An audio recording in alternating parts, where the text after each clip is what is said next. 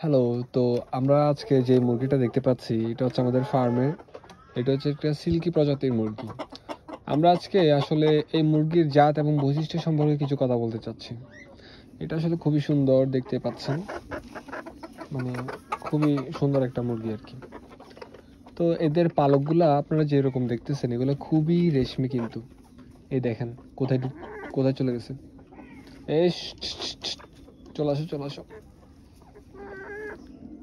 এদের আসলে গায়ের রংটা যদি আমি একটু বলি, এগুলো কিন্তু কালো প্রকৃতির হয়ে থাকে। এদের পায়ে সাধারণত 5টি আঙ্গুল থাকে। এই যে আমরা যদি একটু দেখি, আচ্ছা একটু করতেছে, কিন্তু সাধারণ মুরগিদের কিন্তু 4টা থাকে আপনারা জানেন, কিন্তু এদের পায়ে কিন্তু আঙ্গুল থাকে 5টা। কিন্তু মুরগিগুলো আমার খুব ভালো লাগে, খুব সুন্দর লাগে। তারপর এগুলো বন্ধুত্বের জন্য, মানে আপনারা যারা মুরগি ভালোবাসেন তাদের জন্য খুবই সুইটেবল, কারণ এগুলো এতই শান্ত, খুব শান্ত এগুলা। আর এগুলা ঝাপটি করে না, উঠতে পারে না, কারণ এদের পালকগুলা খুব সিল্কি হয়, এই কারণে, এইসব কারণে আর কি।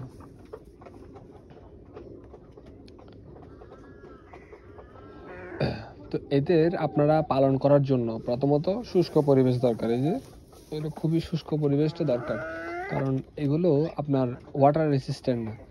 এদের গায়ে যদি পানি পড়ে, যেহেতু পালকটা খুবই সিল্কি টাইপের, এই কারণে পানিগুলো কিন্তু এরা পড়ে যায় না, পানিগুলো কিন্তু থেকে যায়। তো এদের ঠান্ডা লেগে যাওয়ার একটা অনেক বড় ধরনের ঝুঁকির কারণ হতে পারে। আর এদের রোগ প্রতিরোধ ক্ষমতা বাড়ানোর জন্য এদের খাবারে খাওয়ার কোনগুলো দিবেন, ওই যে লেয়ার গ্রেড, লেয়ার ফিড, এগুলাই খাওয়াবেন নর্মাল মুরগির মতো। কিন্তু রোগ প্রতিরোধ ক্ষমতা বাড়ানোর জন্য এর সাথে আপনি রসুন বা পেঁয়াজ যোগ করতে পারেন।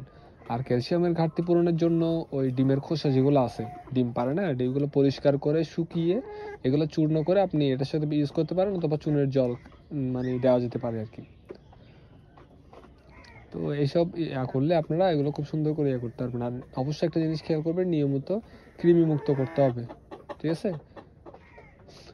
এটা কিভাবে করতে পারেন, এটা আপনি ওই পেঁপের সাদা আটা আছে, অথবা সুপারির খোসা, কৃমিনাশক হিসেবে ব্যবহার করা যেতে পারে যদি আপনি অর্গানিক কোনো কিছু ট্রাই করতে চান। মানে ইয়ার ওষুধের বিপরীতে আর কি। ওষুধ আসলে সবসময় খাওয়ানো উচিত না আর কি। আপনি চেষ্টা করবেন যতটুকু অর্গানিকভাবে এগুলোকে সুস্থ করা যেতে পারে। তো এটাই হচ্ছে কথা। আর ইনশাল্লাহ নেক্সট ভিডিওতে আমরা এগুলো রোগ প্রতিরোধ করার যে ব্যাপারটা, আচ্ছা নেক্সট ভিডিওতে না বলে আমরা এখনই বলে দিই। সো এদের আসলে রোগ কি কি হতে পারে, যেমন আপনার রানীক্ষেত আছে, গাম্বোরা আছে, তারপর ওই যে রক্ত আমাশয় যেটা আছে, আর ঠান্ডা লাগা, এটা সবচেয়ে বড় সমস্যা। তাহলে রানীক্ষেত, এটার লক্ষণটা কিভাবে বুঝবেন? এদের লক্ষণ দেখার জন্য দেখবেন যে এদের শ্বাসকষ্ট হচ্ছে, ঘাড় বাঁকা হয়ে গেছে। এই যে ঘাড় যেটা আছে দেখতে পাচ্ছেন মনে হয়, ঘাড়টা কিন্তু বাঁকা হয়ে যাবে, ঠিক আছে? ঘাড় বাঁকা হয়ে যাবে। আর এদের পায়খানা কিন্তু একটু সবুজ হয়ে যায়।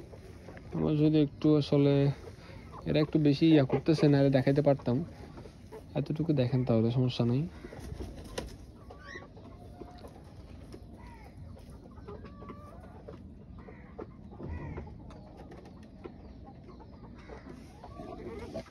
হচ্ছে না তো এটা।